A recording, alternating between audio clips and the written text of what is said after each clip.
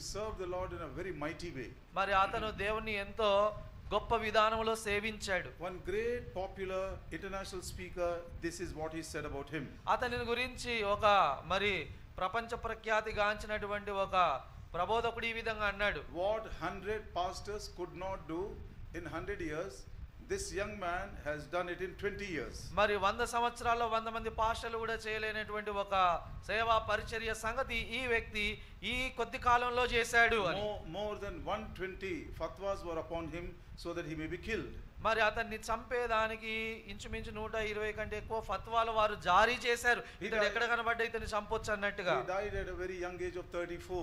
అయితే 34 ఏళ్ల చిన్న వయసులోనే అతడు చనిపోయాడు. And then he told me, uncle, this funeral service is uploaded in the YouTube, you must watch it. మరి ఆయన ఏమన్నాడంటే, అంకుల్ ఈ యవనస్తుని యొక్క ఈ అంత్యక్రియలకు సంబంధించిన భూస్థాపన ఈ ఇదంతా కూడా వీడియోస్ యూట్యూబ్ లో పెట్టారు, మీరు చూడండి అన్నాడు. After reaching Melbourne, మరి నేను మెల్బర్న్ చేరిన తర్వాత I finished my quiet time. మరి నేను నా యొక్క మౌన ధ్యాన సమయం బైబిల్ పఠనం అయింది. And then I remembered this and I opened the YouTube. మరి ఈ యవనస్తుడు చెప్పిన సంగతి గుర్తుకు వచ్చి ఆ సమాధి కార్యక్రమం ఏదో చూద్దామని యూట్యూబ్ చూశాను. In that YouTube there came a white man, he was giving his testimony about Nabil Qureshi. ఆ యూట్యూబ్ లో ఈ నబీల్ ఖురేషి అనే ఈ యవనస్తుని గురించి ఒక తెల్ల వ్యక్తి మరి సాక్ష్యం ఇస్తున్నాడు. And he was saying this. అన్నాడు, some people are saying, and these rumors are floating around in the world, that Nabil Qureshi lost his faith because the Lord did not heal him. He was a cancer patient. మరి అతను cancer చేత చనిపోయాడు.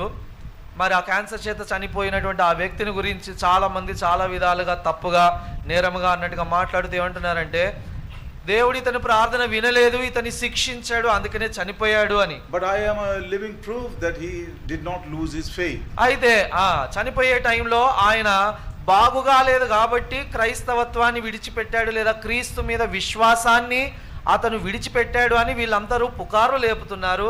కానీ నేనే సాక్షిని, అతను విశ్వాసమును విడిచిపెట్టలేదు. For the last 2 months, every evening I used to visit him.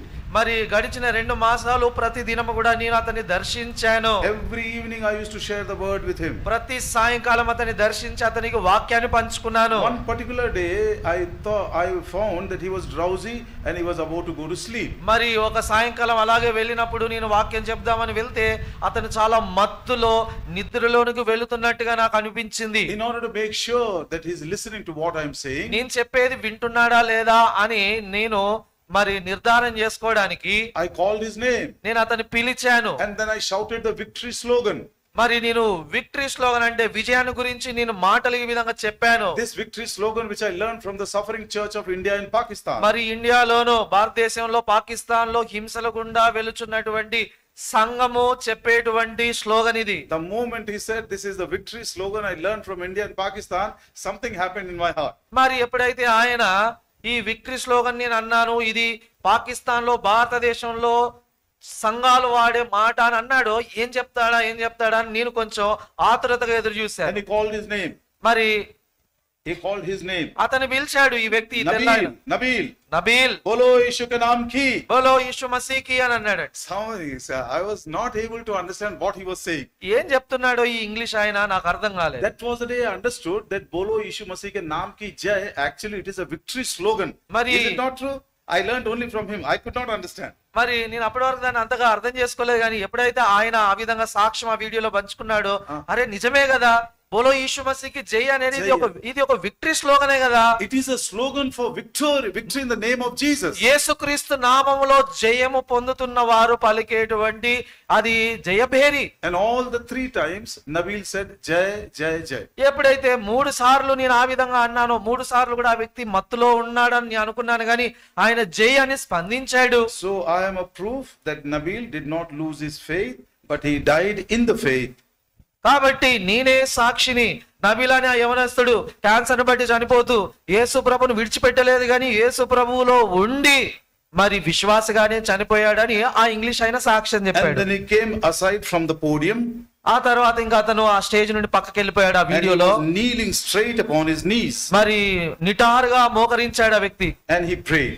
ప్రార్థించాడు. His prayer was something like how we also pray. అతను ప్రార్థన చేసిన విధానము మనము చేసినట్టుగానే అనిపించింది. Oh, my heart was completely touched by these two things. ఈ రెండు విషయాల చేత నా హృదయం ఎంతగానో తాకబడింది. I don't know who that man is. ఆ వ్యక్తి ఎవరో కూడా నాకు I don't తెలియదు. know his name. అతని పేరు తెలియదు. But he's a white man. కానీ ఆ వీడియోలో నేను చూశాను, అతను ఒక తెల్ల వ్యక్తి. He has some connection with India and Pakistan. అతనికి ఇండియాతోనూ పాకిస్తాను కొంచెం ఏదో సంబంధాలు ఉన్నాయి. And he's kneeling upon his knees straight. అందుకని ప్రార్థన సమయంలో కూడా నిటారుగా మోకరించున్నాడు. And later on I came to understand certain things about him. ఆ తర్వాత అతని గురించి నేను ఇంకా సమాచారం సేకరించాను. Afterwards I stopped watching the funeral service. ఆ తర్వాత ఇంకా వీడియో చూడడం ఆపేశాను. And then I immediately came upon my knees. ఆ తర్వాత నేను కూడా మోకరించాను. And I started to pray. నేను ప్రార్థించడం ప్రారంభించాను. Lord Jesus, యేసుక్రీస్తు I ప్రభువా, don't know who this man is. ఈ వీడియోలో ఉన్న ఈ వ్యక్తి ఎవరో నాకు తెలియదు. But I have an intense desire that he should come and speak to us the word of God during the Pune Holy Convocation. కానీ పూణేలో జరిగే హోలీ కాన్వకేషన్ మా మీటింగ్ లో ఈయన వచ్చి వాక్యం చెప్పాలని నాకు ఆశగా ఉన్నది. You must give me a promise. మరి నువ్వు నాకు ఒక వాగ్దానము దయచేయి. I finished Judges that morning. మరి ఆ ఉదయకాలం నేను న్యాయాధిపతుల గ్రంథాన్ని ముగించుకున్నాను. I began again with Ruth. ఆ తర్వాత రూతు గ్రంథం చదివాను. Ruth chapter 1 and verse 6. Ruth గ్రంథం 1వ అధ్యాయం 6వ వచనం. God has visited his people in giving them bread. దేవుడు తన ప్రజలను మరలా దర్శించెను అన్న ఒక మాట అక్కడ చదివాను నేను. In giving them bread. వారికి ఆహారము ఇచ్చుట చేత. That was the first assurance. అది నాకు ఒక నమ్మకాన్ని కుదిర్చింది. God will certainly give us some bread to satisfy us. మనల్ని సంతృప్తి పరిచేదానికి దేవుడు మనల్ని దర్శించి మన కొరకైన ఆహారమును, బ్రెడ్ ని, రొట్టెని ఆయన ఇస్తాడు. And then I came to Ruth chapter 3 and verse 11. ఆ తర్వాత రూతు గ్రంథం 3వ అధ్యాయము 11వ వచనానికి వచ్చాను. Fear not, I will do unto thee all that thou requirest. భయపడకము, నువ్వు అడిగినవన్నీ కూడా నేను నీకు చేసేదను. With these two promises, ఈ రెండు వాగ్దానాలు చేపట్టి I returned home. నేను ఇంటికి వెళ్ళాను. I shared with my family. ఇవన్నీ నా కుటుంబంతో పంచుకున్నాను. And for 7 days, my wife and 2 children, we 4 of us began to pray continuously. 7 దినములు కూడా ఎడతెగకుండా మా కుటుంబం అంతా కూడా కలిసి నలుగురము మేము దీని కొరకై ప్రార్థిస్తూ వచ్చాం. Every morning my daughter will ask me, మరి ప్రతిరోజు మా పాప అడిగేది, Daddy, did you send an email to him? మరి డాడీ మీరు ఆ వ్యక్తికి మరి ఈమెయిల్ పెట్టారా అని. I said, still I have not sent. నేను పంపలేదు అనేవాడిని. I was going on praying. నేను ప్రార్థిస్తూ వచ్చాను. I gathered so much about him from the YouTube. అతని గురించి యూట్యూబ్ లో ఇంకా ఎక్కువ సమాచారం సేకరించాను నేను. His name is Dr. James Tour. అతని పేరు James tour. He is one of the top 10 scientists in the world. మరి ప్రపంచంలోనే ప్రఖ్యాతిగాంచిన 10 మంది శాస్త్రవేత్తల్లో ఇతను ఒకడు. He is one of the finest scientists in preparing molecular machines. Molecular machines తయారీలో చాలా ప్రాధాన్యత ఉన్నటువంటి శాస్త్రవేత్త. What is that? ఏంటది? On the tip of your hair, మరి మన వెంట్రుక యొక్క ఆ టిప్ లో he can place 50,000 molecular machines. మరి 50,000 మాలిక్యులర్ మెషిన్స్ ని ఆయన ఇన్స్టాల్ చేయగలడు. He has written 1,200 papers. మరి దానికి సంబంధించి 1,200 పేపర్స్ ఆయన రాశాడు. He is managing 8 companies. 8 కంపెనీలు ఉన్నాయి ఆయనకి. But he was never given a Nobel Prize.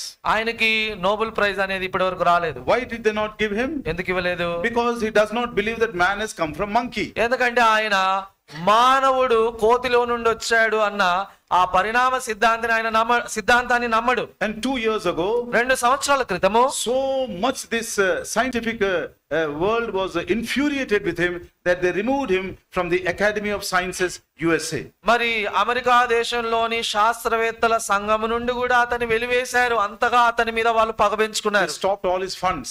ఆయనకు రావాల్సిన ఫండ్స్ అన్ని ఆపేశారు. In fact, beloved, he is a very, very great man, earthly speaking. I am not even the dust of his feet. మరి భూ సంబంధంగా ఆయన ఎంత గొప్పవాడంటే ఆయనకున్న స్థితి ముందు మరి నేను ఒక కనీసం దుమ్ము ధూళి కూడా కాదు. He gave a statement of his faith in the YouTube. మరి యూట్యూబ్ లో తన విశ్వాసం ఏంటో దాన్ని ఆయన ప్రకటించాడు.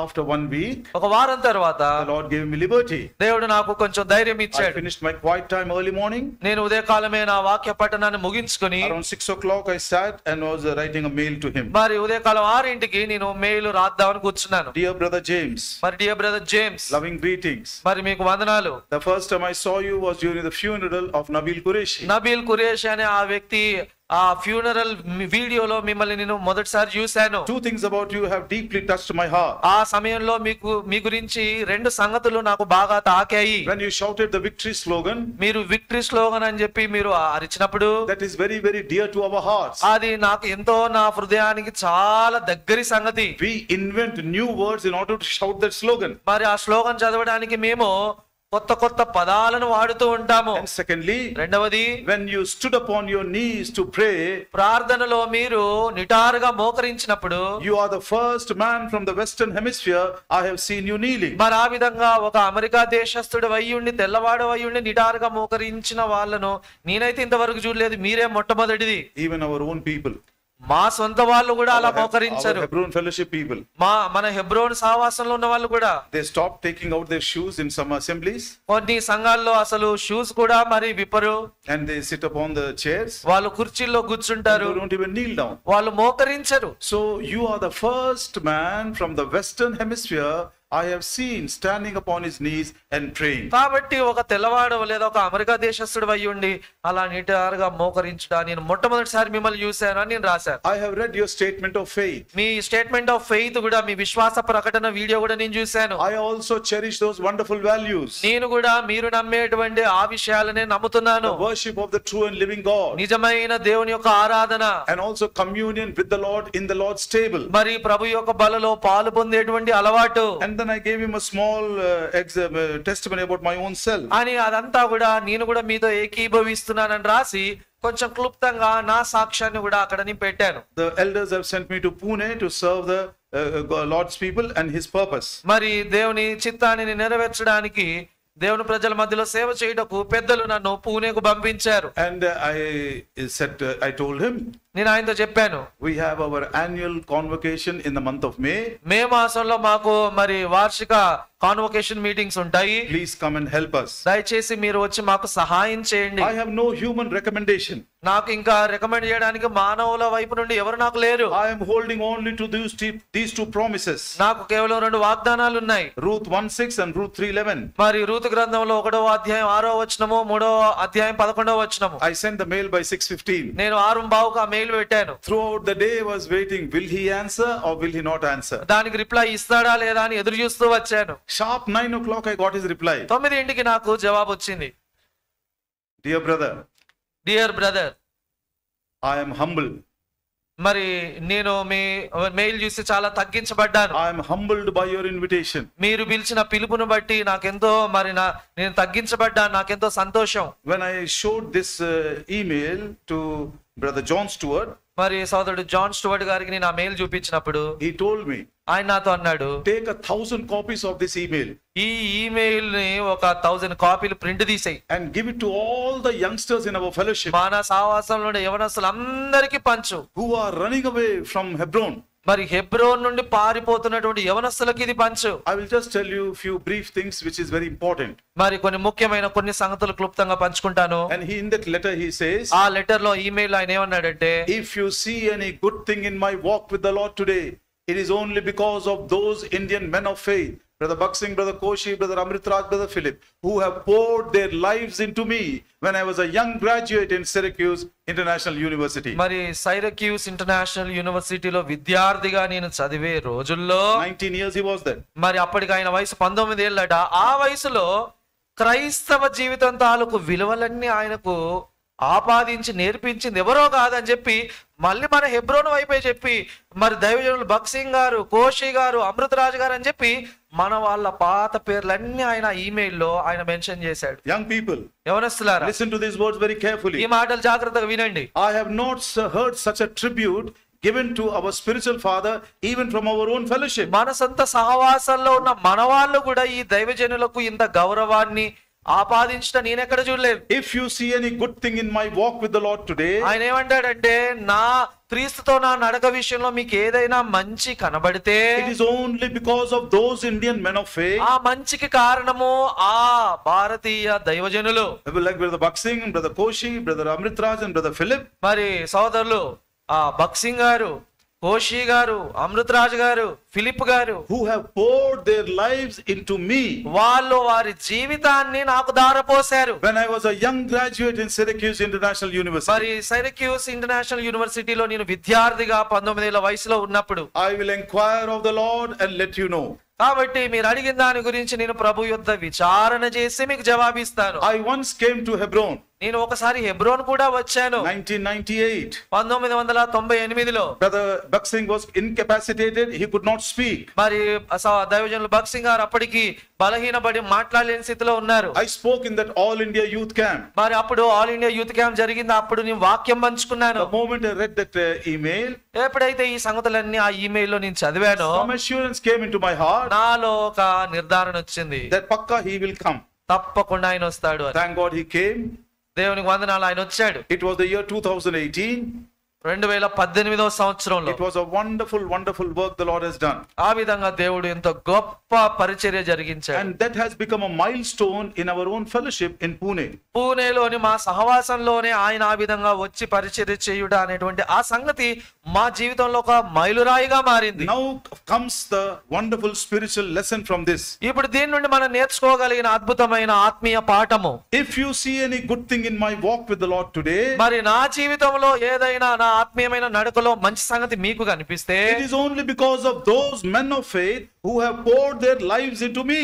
మరి ఆ దైవజనులు వారి జీవితాన్ని నాలో కుమ్మరించారు, అందుకే ఇది కారణము. What a truth this is. ఇది ఎంత సత్యమో The Bible tells us, Bible సెలవిస్తుంది. 2 Samuel 2వ సమూయేలు chapter 14 14వ అధ్యాయము and verse 14. 14వ వచనము. The book of 2 Samuel chapter 14 and verse 14. 2వ సమూయేలు 14వ అధ్యాయం 14వ వచనము. We must needs die and are as water spilt on the ground, which cannot be gathered up again.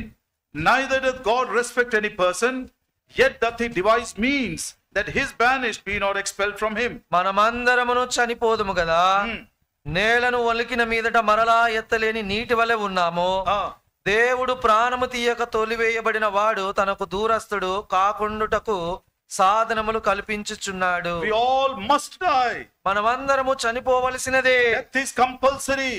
మరణం అనేది అనివార్యము. We have no power over our life on the day of death. మరి మరణ దినం విషయమై మనకెవరికి అధికారం లేదు. And how is that death described in the Bible? మరణాన్ని Bible ఏ విధంగా వివరిస్తుంది? It is like water spilt upon the ground which cannot be gathered again. మరణం ఎలాంటిదంటే నీళ్లు నేల మీద ఒలికిన మీదట దాన్ని మరలా మనం ఎత్తలేము కదా. What did Brother Buxing do?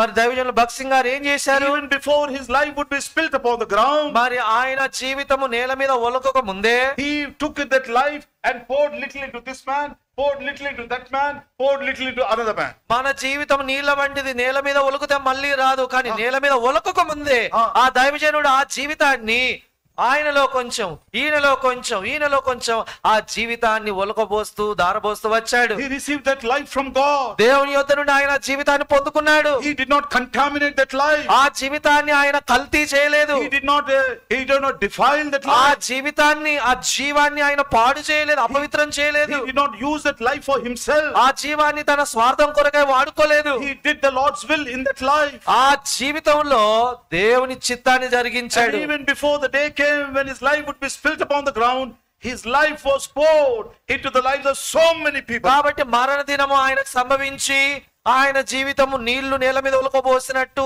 ఆ స్థితి రాకముందే ఆ జీవితాన్ని అందరిలో ఆయన ఉలకబోసాడు. This was a wonderful revelation the Lord gave me on that day when I read that mail. ఆ మెయిల్ చదివినప్పుడు ఆయన పంచుకున్న విషయాలను బట్టి ఈ వెలిగింపు నాకు కలిగింది. If you see anything in my life today, నా జీవితంలో మంచి సంగతి ఏదైనా నువ్వు చూస్తున్నావంటే not because of myself, నా గొప్పతనం కాదు, it's not because of my abilities, నా సామర్థ్యం అని కాదు, those men who have poured their lives into me. అయితే నాకు ముందుగా ఉన్న ఈ దైవజనులు వారి జీవితాన్ని నాకు దారపోశారు. I wept on the day.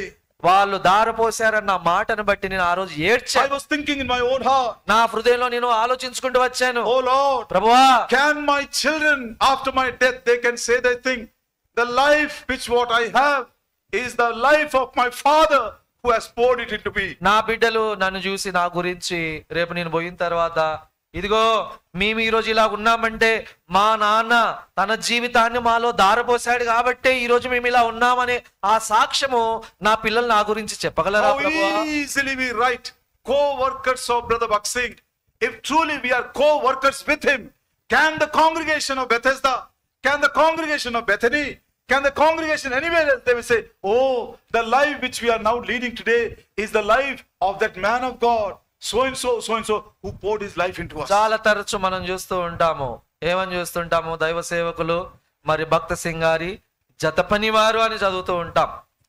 జత పనివారు అన్న మాటే నిజమైతే మరి ఆయన వలె మన గురించి కూడా ఇదిగో ఈ ఫలానా సేవకుడు తన జీవితాన్నే మా కొరకై దారపోసాడు లేదా మాలో కుమ్మరించాడు, మేము ఈ రోజు ఇలా ఉన్నామంటే ఆయన జీవితం మా మీద కుమ్మరించాడు కాబట్టే అనే ఒక సాక్ష్యము ఏ సంఘంలోనైనా ఎవరైనా చెప్పగలుగుతున్నారా? What a challenge it is for us. ఇది ఎంత గొప్ప సవాలు. Young people, యవనస్తులారా, so many friends you have. ఎందరో స్నేహితులు మీకుంటారు. At least one friend will stand on that day and say before the Lord, oh Lord, thank you for this dear friend you gave to me.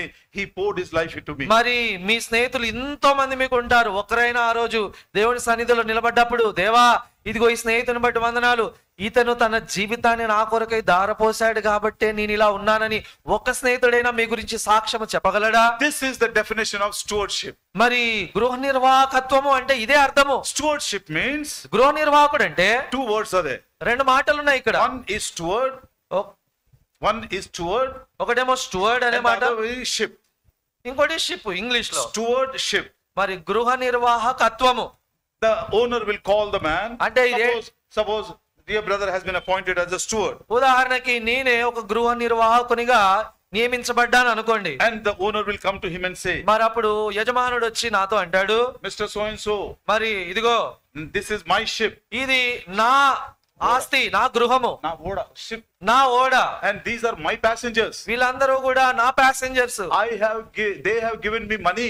మరి వాళ్ళు నాకు డబ్బులు ఇచ్చారు. They want to reach that place within 2 months. ఇప్పుడు 2 నెలల్లో వీళ్ళు ఆ గమ్యానికి వెళ్ళాలి. For 2 months I have prepared 3 storehouses. మరి 2 మాసాల కొరకు 3 స్టోర్ హౌసెస్ నేను తయారు చేశాను. I have plenty of food. చాలా మరి భోజనం ఉంది. You must give them timely food. కాబట్టి నువ్వేం చేయాలంటే వారికి సకాలంలో కావలసిన ఆహార పదార్థాలు ఇవ్వాలి. Keep it always in your mind. మరి ఎప్పుడు కూడా మైండ్ లో పెట్టుకో, You are not the owner. నువ్వు కాదు ఓనర్వి. Their passengers are not your passengers. ఈ ప్యాసింజర్లు నీ కింద ఉన్న వాళ్ళు కాదు, They are my passengers. వీళ్ళు నా This passengers. is my ship. ఇది నా ఓడ, This is my food. ఇది నా భోజనము. I have only appointed you to help my people. అయితే నేనేం చేశానంటే నిన్ను నియమించాను. ఎందుకు నియమించాను?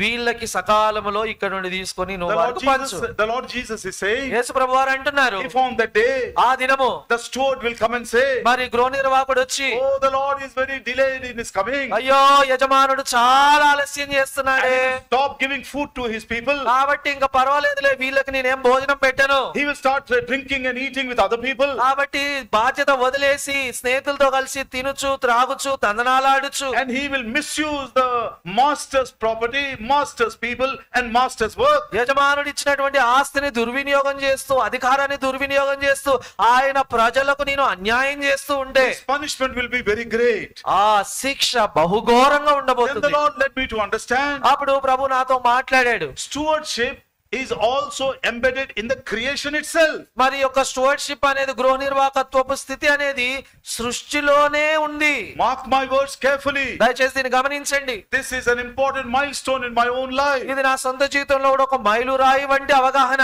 Not only the Lord taught me the word, but he changed my understanding. మరి నాకు నేర్పించడమే కాదు, నా జీవితపు అవగాహన దేవుడు మార్చాడు. I am pleading with all my co-workers. కాబట్టి నా జత పని వారందరితో కూడా నేను మొరపెట్టుకుంటున్నాను. Oh, let the Lord make this truth to sink into our heart. మరి ఈ సత్యము మీలో కూడా మరి మీ హృదయాంతరంగంలోకి దూసుకొని వెళ్ళాలని ఆశపడుతున్నాను. Stewardship is something which is embedded even in the creation. గృహ నిర్వాహకత్వపు స్థితి అనేది సృష్టిలోనే దేవుడు పెట్టాడు. The book of Genesis and chapter 2 ఆదికాండం 2వ అధ్యాయం చూడండి, and verse 15. 15వ వచనము. Genesis chapter 2 and verse 15. Adikandam 2:15. And the Lord God took the man and put him into the garden of Eden to dress it and to keep it. మరియు దేవుడైన యెహోవా నరుని తీసుకుని ఏదెను తోటను సేద్యపరచుటకును దానిని కాచుటకును దానిలో ఉంచెను.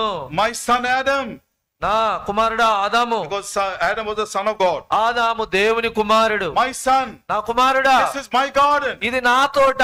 These are my trees which all I have planted. ఇక్కడున్న ఈ మొక్కలన్నీ కూడా నేను నాటినవి. The river is what I have made here. నేనే ఇక్కడ ఈ నదిని పారజేస్తూ You ఉన్నాను. enjoy everything. ఇవన్నీ నువ్వు అనుభవించు. You can satisfy yourself with all these things. ఇవన్నీ నువ్వు అనుభవించి సంతోషించవచ్చు. Go to any tree and eat the fruit. ఏ వృక్షం దగ్గరికైనా వెళ్ళి ఏ ఫలాలైనా నువ్వు భుజించు. Go to any river and drink water. మరి ఇక్కడున్న ఈ నదుల్లో ఎక్కడికైనా వెళ్ళి నువ్వు నీళ్లు త్రాగు. Sleep anywhere you like. నీకు నచ్చిన చోట వెళ్ళి నువ్వు విశ్రాంతి తీసుకో. But you protect it. కానీ ఒక పని నువ్వు చేయాలి, నీవు దీనికి కాపు కాయాలి. Why? ఎందుకు? As I have given it to you. ఇది నేను నీకు ఇచ్చాను. As I have given it to you. ఇది నేను నీకు ఇచ్చిన విధంగా The same garden you have to give it to your children. నీవు దీన్ని ఇదే స్థితిలో నీ పిల్లలకు అప్పగించాలి. But what happened? కానీ ఏం జరిగింది? Sin entered into the life of man. పాపము మానవునిలో ప్రవేశించింది. Because of sin there came thorns and thistles. పాపమును బట్టి భూమి మీద ముళ్ళు మరి గచ్చపొదలు మొలిచాయి. Adam was a bad steward. ఆదాము మంచి గృహ నిర్వాహకుడిగా ఉండలేకపోయాడు. చెడ్డ గృహ నిర్వాహకుడిగా ఉన్నాడు. He was a bad steward. అతనెంతో చెడు మరియు నిర్వాహకుడు. He spoiled his own life. తన సొంత జీవితాన్ని పాడు చేసుకున్నాడు. He spoiled the garden. ఆ తోటను పాడు చేశాడు. And today ఈ దినము the generations of Adam, ఆదాములో నుండి వచ్చిన తరములు, they are seeking that garden. ఆ తోట ఎక్కడుందా కనిపెట్టాలని చూస్తున్నారు. Where is that garden? ఎక్కడుంది అది? Where we can meet God. దేవుని కలుసుకునే ఆ చోటు. Where we can talk to God. దేవునితో మాట్లాడే చోటు. Where God is willing to sit with us. దేవుడు మనతో కూర్చుండేటువంటి సంగతి. Oh, those wonderful things man is seeking today. ఆ అద్భుతమైన సంగతులు ఎక్కడ దొరుకుతాయా అని మానవుడు ఎదురు చూస్తూ ఉన్నాడు. And today the generations of Adam are seeking for the garden in Sodom and in Gomorrah. మరి ఆదాములో నుండి వచ్చినటువంటి సంతతి ఆ తోట ఎక్కడ దొరుకుతుందా అని సొదొమ గొమొర్రాలో వెదుకుతున్నారు. The book of Genesis chapter 13.